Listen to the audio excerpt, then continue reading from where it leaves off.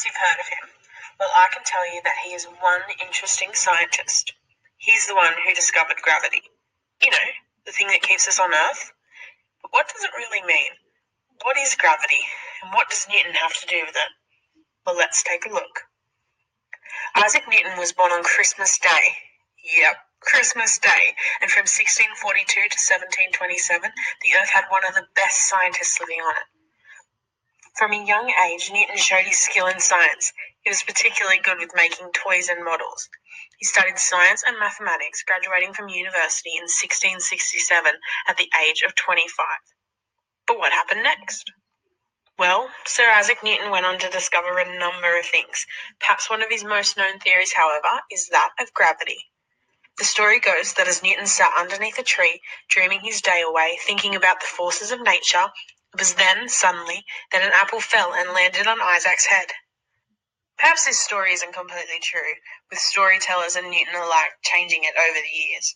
But that was the beginning of a quest to the theory of gravity, when Newton posed the question, why did the apple fall down rather than up or sideways? Well, this is what gravity is. It's the force which is keeping us on Earth. It's the force that pulled that apple off its branch down onto Newton's head, and without it, gravity that is, we might end up a little like this. How does it work, you may be asking?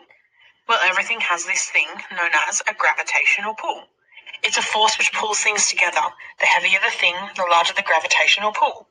That's why when the apple got too heavy for its branch, it fell down, landing on the Earth.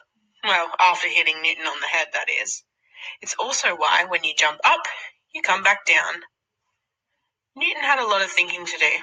He wondered why things fell down and why they didn't find another spot on the Earth to fall to. He realized that the gravitational pull was in the center of the Earth, and whilst everything has its own gravitational pull, with the Earth being so large, it attracts many other things. Newton then came up with a calculation, which made sense of this whole business.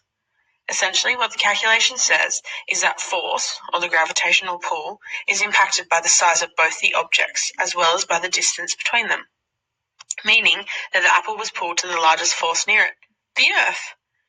So, the next time you jump up and land down, or when you throw a ball, you might think about Newton and his theory of gravity. Perhaps it's just safe to do this thinking far from an apple tree, though.